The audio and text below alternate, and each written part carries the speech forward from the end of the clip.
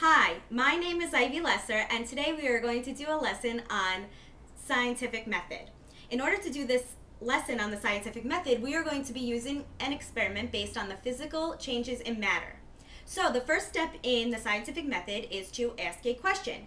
Our question is, when I add cornstarch and water together, what state of matter is it going to be in? Is it going to be in a liquid or a solid state? The next stage in the scientific method is to do background research. So in the unit of matter, we learn about liquids and solids. So a solid is a substance or an object that is solid. It is stable and firm and rigid in form.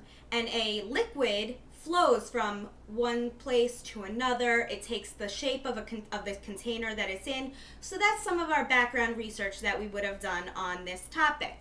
The next stage in the scientific method is to form a hypothesis. A hypothesis is an educated guess based on your background knowledge and the background research that you would have done. The next step is to test your hypothesis with an experiment. So our experiment today, as I said, is physical changes in matter. So now we are going to be taking the 16 ounces of cornstarch and I'm going to dump it into this aluminum bin, okay? And then I'm going to be taking 1.5 cups of water and I will be dumping it in with the cornstarch. And this could get very messy, so make sure you have plenty of paper towels at home. And I'm going to use my hands to mix it together. And it's very powdery, and now it's starting to get liquidy and almost hard like a solid, so it's kind of hard to decide whether it's a liquid or a solid.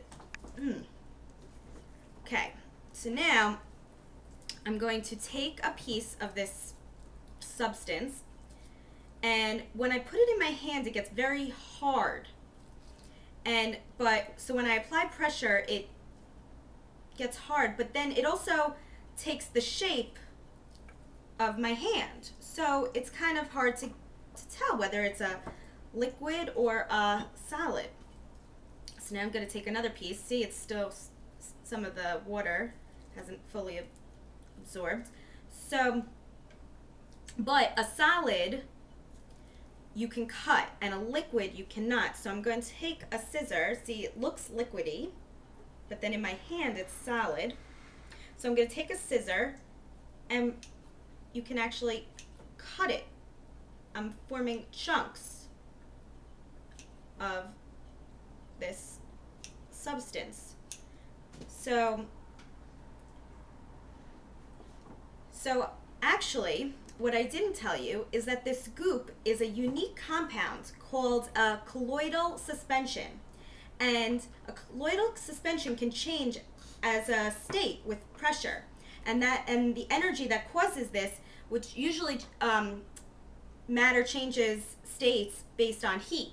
This is actually changing the state with mechanical energy, or the pressure that I'm placing on it. And a colloidal suspension belongs to a special class of liquids called non-Newtonian, and it's really two states of matter. It's a liquid and a solid in one, unlike regular Newtonians that are just liquids. So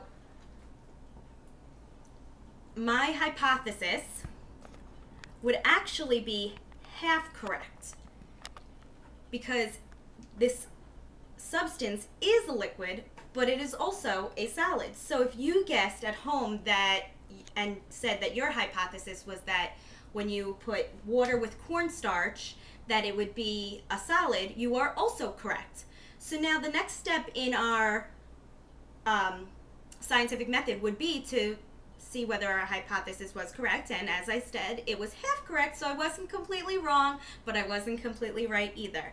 And the last step is to share your results or your conclusions with your group or your research partners or other scientists.